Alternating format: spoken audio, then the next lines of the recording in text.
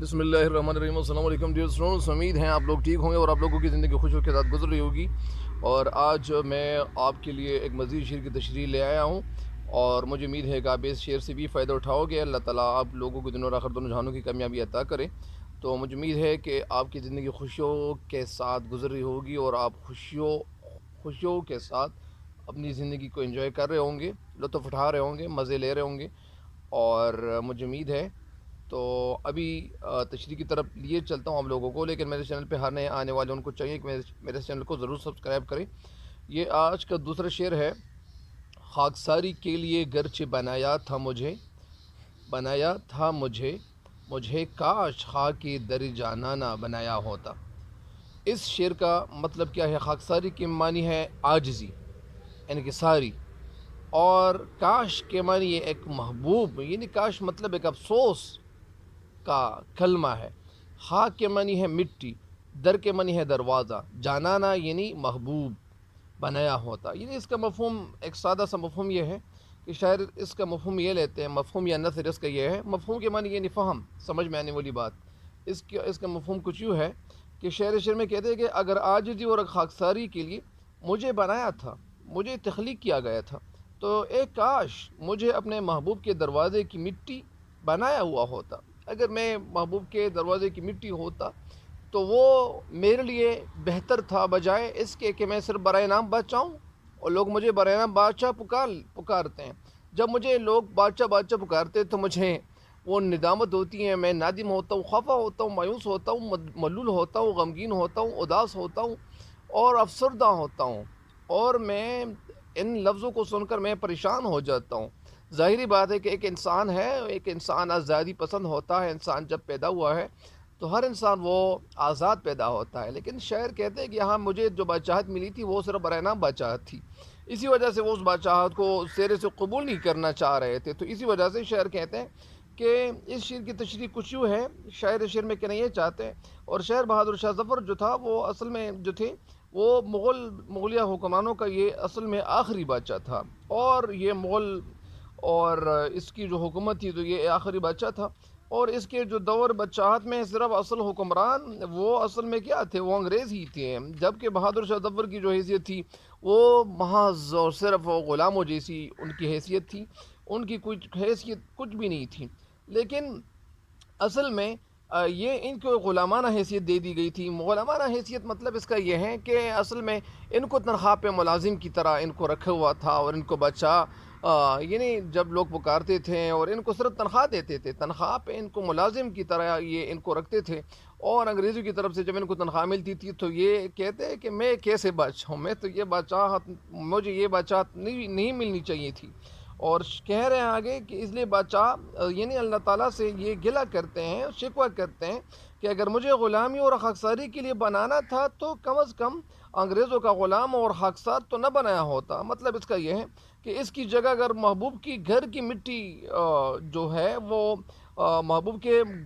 جو گھر ہے یا محبوب کی جو گلی ہے، اس گلی میں محبوب گزرتا ہے، اگر وہ اس مٹی کو اگر مجھے بنایا ہوتا جس کو محبوب روزانہ یعنی پاؤ اس پہ رکھتے تھے اور وہ آگے گزرتا تھا، مطلب اس کا یہ ہے کہ یہ محبوب کی گلی میں یہ خود کو اتنا اذیت دیتا ہے، یعنی اذیت تو یہ اصل میں یہ خود کو یعنی بہت برتر سمجھتا ہے، اور پھر یہ کہتے ہیں کہ مجھے یہ جو زندگی ہے مجھے پھر میں اس میں خوش ہوتا، لیکن یہ جس طرح میں زندگی گزار رہا ہوں یہ زندگی میرے لیے بڑی اذیت ناک ہے اور بڑی ابتر ہے، بڑی دردناک زندگی میں گزار رہا ہوں۔ تو کم از کم یعنی یہ کہتے ہیں کہ اتنا کچھ نہ کچھ تو میرے ساتھ اچھا ہوتا اگر میں محبوب کی گلی کا مٹی بنایا ہوتا مجھے، تو میں اسے اپنی خوش قسمتی میں تصور کرتا، میں خوش قسمتی اس میں تصور کرتا، میں خوش قسمت خود کو سمجھتا تھا۔ پھر تو گویا بادشاہ ظفر جو ہے وہ اصل میں انگریزوں کی غلامی پر محبوب کی غلامی کو یعنی ترجیح دیتے ہیں۔ ترجیح کیوں دیتے ہیں؟ ظاہری بات ہے کہ انسان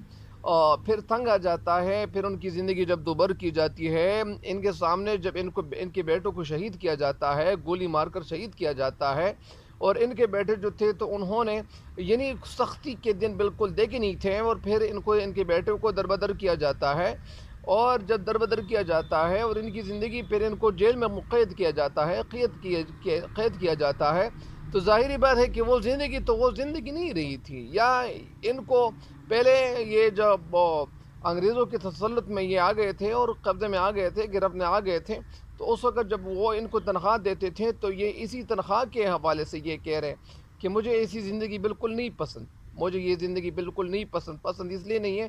کہ یہ زندگی تو میں نہیں چاہ رہا تھا، اور اس کی بجائے اگر میں محبوب کی گلی کا مٹی اگر میں ہوتا تو وہ میرے لیے وہ بات میرے لیے بڑی اچھی ہوتی، میرے لیے لائق تحسین ہوتی، اور میں پھر اس پہ خوش ہوتا۔ ظاہری بات ہے کہ ایک انسان تو ایک تو اکتفا نہیں کرتا، اور ایک انسان جب پیدا ہوتا ہے تو وہ کہتے ہیں کہ مجھے آزاد زندگی بسر کرنی چاہیے تھی، اور پھر جب یہ سب سے پہلے بچہ تھے تو یہ عیش و عشرت کی زندگی جو گزار رہے تھے، اور پھر آخر وقت میں یہ سارے لوگ جتنے بھی آخر میں اصل میں ہوتا کچھ یوں ہے کہ جب بھی مسلمان اپنے رب کو بھولتے ہیں، اور اپنے رب کو جب بھولتے ہیں تو پھر یہ ہوتا ہے کہ ان پہ پھر وہ اور لوگوں کو اللہ تعالیٰ مقرر کرتے ہیں اور لوگ آ جاتے ہیں ان پہ قبضہ کرنے کے لیے۔ تو یہی ان کے ساتھ بھی ہوا تھا، کیونکہ یہاں جو مسلمان تھے وہ اصل میں اللہ تعالیٰ کو بھول گئے تھے۔ یہ ایک شعر ہے کہ خدا کو بھول گئے ہیں لوگ فکر روزی میں، رزق کا خیال ہے رازق کا کچھ خیال نہیں۔ تو جب ہم اللہ تعالیٰ کو بھول جاتے ہیں تو ظاہری بات ہے کہ ہم پہ ایسے لوگ تو ضرور مقرر ہوں گے۔ تو اسی وجہ سے جب اللہ تعالیٰ کے لوگ جب اللہ تعالیٰ کے احکام پر عمل نہیں کرتے، عمل پیرا نہیں ہوتے اور فرمان بردار نہیں ہوتے، تو ظاہری بات ہے کہ ان کے ساتھ اس طرح ہی ہوگا۔ تو اسی وجہ سے مجھے امید ہے کہ آپ ضرور استفادہ کر چکے ہوں گے اور آپ استفادہ کر رہے ہوں گے۔ تو اسی وجہ سے ہمیں کرنا بھی یہی چاہیے کہ ہم اپنی زندگی کو جب دیکھیں گے تو اسی وجہ سے ارد گرد ماحول کو جب دیکھیں گے تو ہمارے ماحول میں اس طرح ہی ہوتا ہے، اور ہم جب صحیح پابند صلاۃ و صوم، یعنی اگر ہم اس کے پابند رہیں گے اور نماز وقت پہ پڑھیں گے اور اللہ تعالیٰ کے باقی احکام کو بھی صحیح طریقے پہ ہم ادا کرنے کی کوشش کریں گے، تو ایسا کبھی نہیں ہوگا کہ ہم پہ اللہ تعالیٰ کوئی قوم ہم پہ قابض کر لے، ہم پہ کوئی قوم مسلط ہو جائے۔ تو اسی وجہ سے یعنی ہمیں ایسے ہی کرنا چاہیے، ہمیں صحیح مومن بننا چاہیے، اور جب ہم صحیح مومن بن جائیں گے تو انشاءاللہ ایسا کبھی نہیں ہوگا، ہم کبھی ناکام نہیں ہوں گے، اور ہم اس دنیا سے انشاءاللہ سرخرو ہو کے جائیں گے۔ تو مجھے امید ہے کہ آپ ان شعر اور ان اشعار کی تشریح سے ضرور استفادہ کر رہے ہوں گے، فائدہ اٹھا رہے ہوں گے، اور اس چینل کے لنکس کو بھی اپنے دوستوں کے ساتھ شیئر ضرور کیجیے گا۔ تو میں تب تک کے لیے میں آپ کو اللہ سونے کے حوالے کرتا ہوں۔ اللہ نگہبان۔